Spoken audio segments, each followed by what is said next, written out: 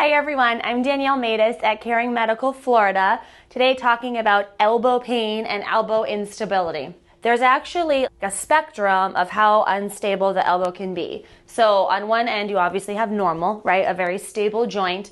You could have a mild instability of extra rotation, extra motion of the bones. That can progress to moderate, so more rotation, more excessive motion. And then at the far end, it's dislocated. I mean, that's obviously like a very extreme instability when the bones have been shoved out of position, so to speak. You get maybe some ligament tears and so forth. But mostly what I'm going to talk about is where it's not dislocated, but the ligaments have been stretched out enough that it's actually causing excess motion of the bones.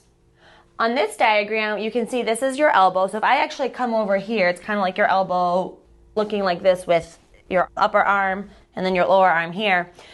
All these white tissues, these are all ligaments, okay? So ligaments are the primary stabilizers of your joints, okay? They are what actually hold your bones together.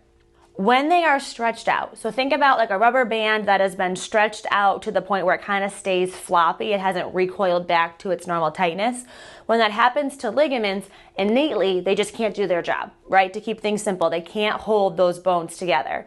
Now, yes, you have secondary stabilizers, which are your muscles that can kind of spasm or activate to provide secondary support, but ligaments, that's their main job, is to provide stability. When people have excess motion of their elbow, it could cause a lot of popping, clicking, snapping, crunching, Rice Krispies kind of sounds.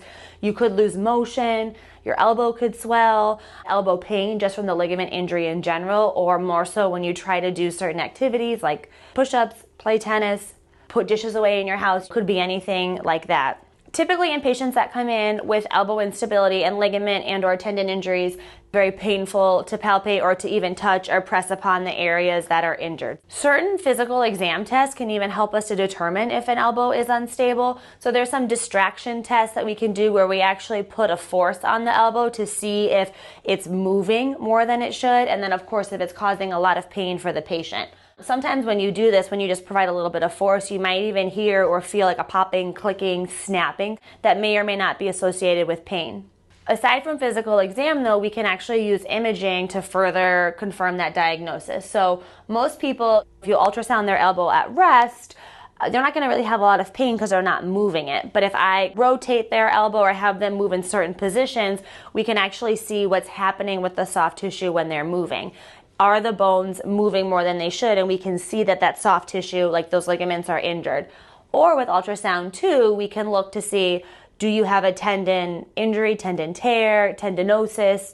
Somebody can have a tendon tear from a big force or a big fall, but a lot of times in a chronically unstable elbow, because those tendons are working so much harder as those muscles are trying to hold the joint together, those tendons can over time become overworked. I say they're kind of overworked, underpaid tissues. Well, they'll start to degenerate and actually start to get wear and tear themselves, secondary to the instability.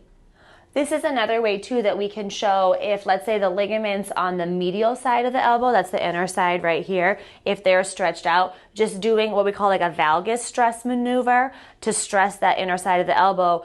Does it give more? Okay, is it not really as resistant as it should be? And then of course, is it associated with pain, popping, clicking, or any other symptom? Specifically related to that medial side of your elbow is something called your ulnar collateral ligament, or your UCL for short. That's a main stabilizing ligament of your elbow.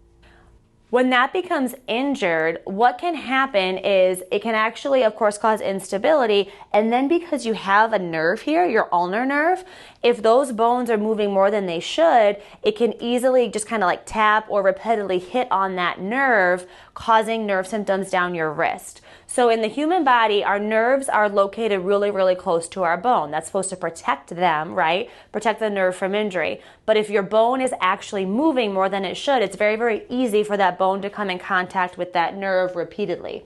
So when people have an ulnar nerve injury or irritation, what can happen is they can get zingers, kind of numbness, tingling, burning, any of those nerve-associated symptoms that go down their forearm, maybe into their pinky finger.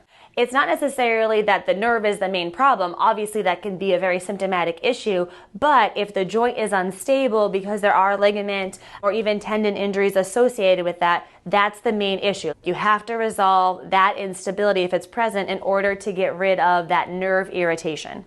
Aside from UCL injuries and the ulnar nerve irritation, there are other conditions that actually are associated with elbow instability that we see in this office. Tennis elbow, golfer's elbow, where you get tendon injury. So like, let's say it starts as a tendonitis, inflammation of the tendon. Well, if it doesn't ever get better, because maybe there's an underlying instability, that tendon will then start to degenerate. So you'll go from a tendonitis to a tendinosis, tendinopathy, which then can actually increase your risk of a tendon tear associated with elbow instability. Osteochondral lesions, so where part of the bone, part of the cartilage becomes affected because of increased force in the joint from instability, also can happen. Same thing with just joint degeneration as a whole. You think about it, if the biomechanics of your joint are off, where you're getting this excess motion over time, that can start to wear down all that adjacent tissue. This is data from a study that was done in 2019 looking at steroids versus prolotherapy for lateral epicondylitis. That's tennis elbow, okay? So if we look here, patients started out, let's say, pain levels between a 7 and an 8 in both groups, those that received the steroid and those that received prolotherapy. By the 3rd month, you can see this prolotherapy group, that's the blue, their pain level was like a 1 or less, where the steroid group was still leveling at, let's say, like a 5.